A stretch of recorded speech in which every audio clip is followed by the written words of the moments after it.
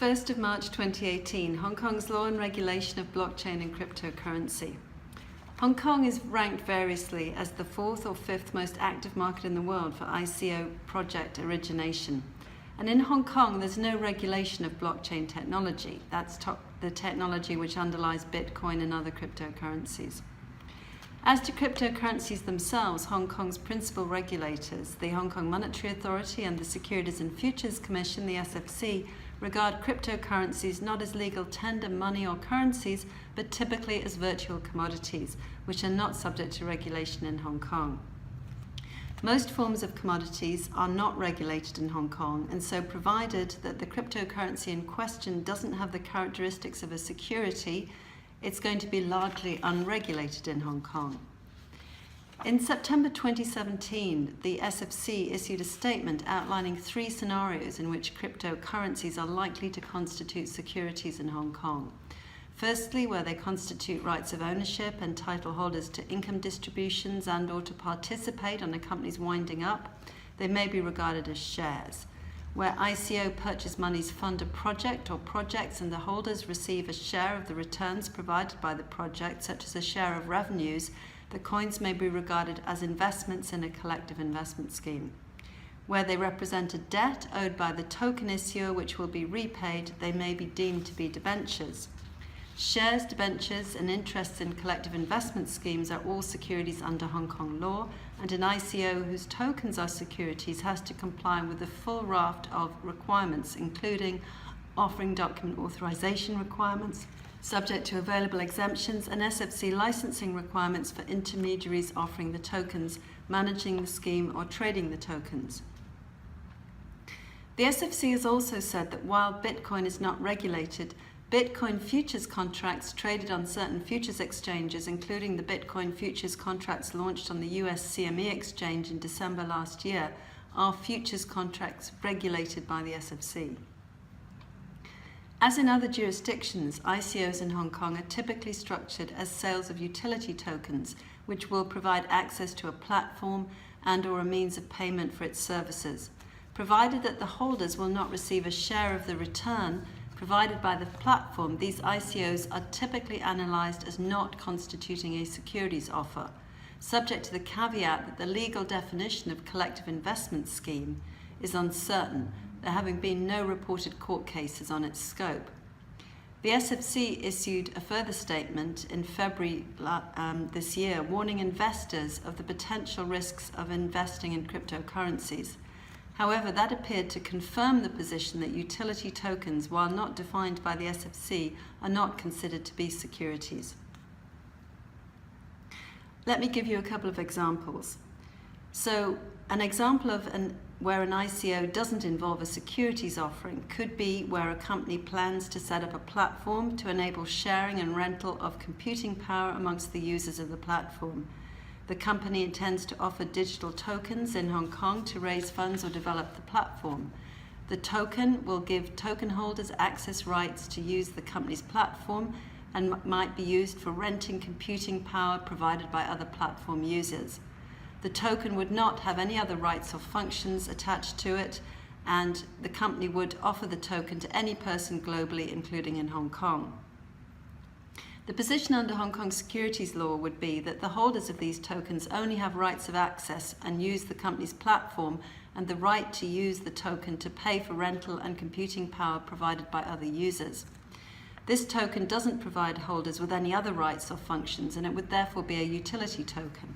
Since holders wouldn't receive any share of the company's revenues or profits or other return from the platform and has no right to repayment of the purchase price, it wouldn't be a security under the Hong Kong SFO.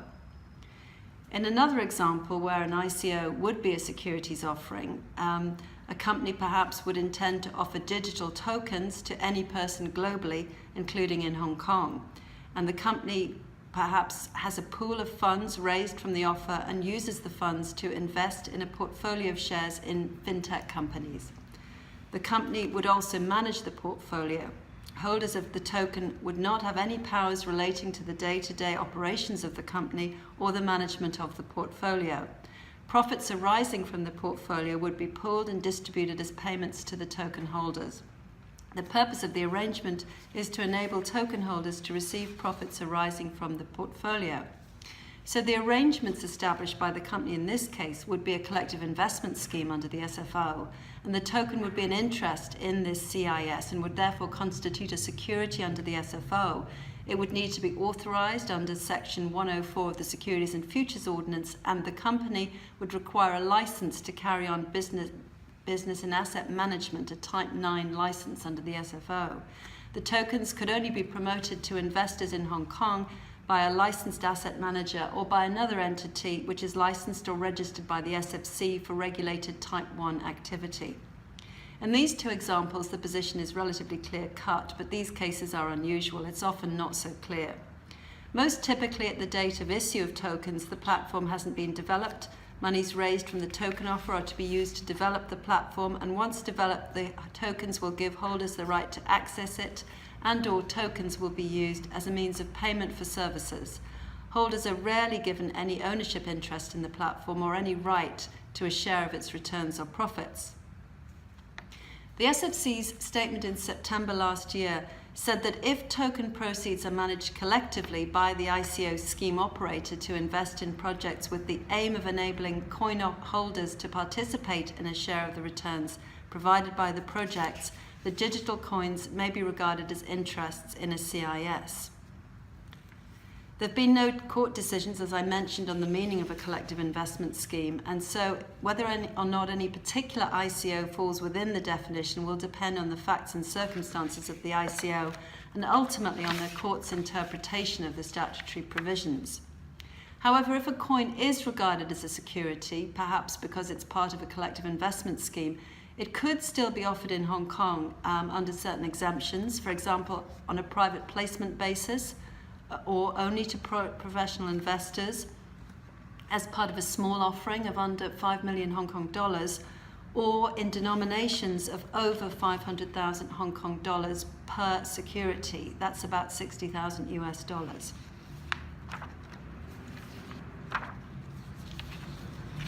So let's look now at crypto trading in Hong Kong and cryptocurrency trading exchanges. In Hong Kong, these typically operate and obtain money service operator licenses, MSO licenses. These are required not because cryptocurrencies constitute money or currencies or are regulated in and of themselves. They're not. And this has been confirmed by the Money Service Supervision Bureau of the Customs and Excise Department in April 2014. But rather because the remittance of fiat currency out of Hong Kong or its receipt from outside Hong Kong constitutes a remittance service which requires an MSO license.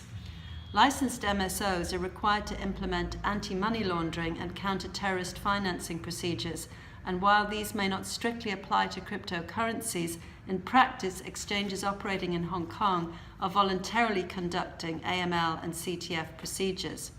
The same is true of most ICO token issuers, which are voluntarily adopting best practices to fulfill the regulatory gap. If a crypto exchange is trading an ICO which is deemed a security, it requires an SFC license in addition to operate as an automated trading platform, and it would be in breach of the SFO if it didn't have such a license. Therefore, crypto exchanges in Hong Kong are at pains to try to make sure that the crypto they trade are not in fact securities. In February this year, just last month, the SFC issued a statement warning investors of cryptocurrency risks relating to cryptocurrency exchange trading and buying into ICOs. According to the statement, the SFC has sent letters to 7 crypto exchanges in Hong Kong or connected to Hong Kong, notifying them that they should not trade cryptocurrencies that are securities as defined under the SFO unless they're licensed by the SFC. Most of the crypto exchanges contacted by the SFC have apparently either confirmed that they don't trade cryptocurrencies which are securities under the SFO, or immediately rectified the position and ceased trading in any cryptocurrencies that are securities. The SFC statement notes that it has received complaints from people who have been able to withdraw fiat currency and crypto from their accounts with exchanges. Other complaints against crypto exchanges include allegations of asset misappropriation, market manipulation, and technical breakdowns of the exchange's platforms resulting in financial loss. the SFC stated that it will closely monitor ICOs and pursue regulatory action in appropriate cases. The statement further describes ICOs as essentially crowdfunding by blockchain startups and notes that ICO issuers are typically, quote, assisted by market professionals such as lawyers, accountants and consultants, unquote, to structure an ICO as an offering of utility tokens to, quote, fall outside the purview of the SFO and to circumvent the scrutiny of the SFC. Well, apart from the threat to lawyers, the statement was nevertheless quite welcome to the extent it appeared to acknowledge that digital tokens, which are utility tokens, are not securities under the SFO. So a couple of conclusions. Hong Kong is largely unregulated when it comes to the issue and trading of cryptocurrency, unless such cryptocurrency constitutes a security. This is positive and negative. The lack of regulation is positive in the sense that cryptocurrency is permitted, negative in the sense that there's no clear framework to carry out an ICO or operate a crypto exchange. Although there are some guidelines for best practice for token sales issues which have been issued by the Hong Kong FinTech Association. So practically speaking, whilst it's very easy to set up a company in Hong Kong, I would also like to mention that it's difficult for companies trading crypto to operate and obtain bank accounts in Hong Kong and to maintain such accounts. So that's a sort of corollary of the fact that this is largely an unregulated area, that banks are very concerned about the AML and terrorist financing aspects of this. And therefore, whilst an ICO is possible and the company can receive crypto in Hong Kong, it may have to find a bank account elsewhere, even when it does an ICO in Hong Kong.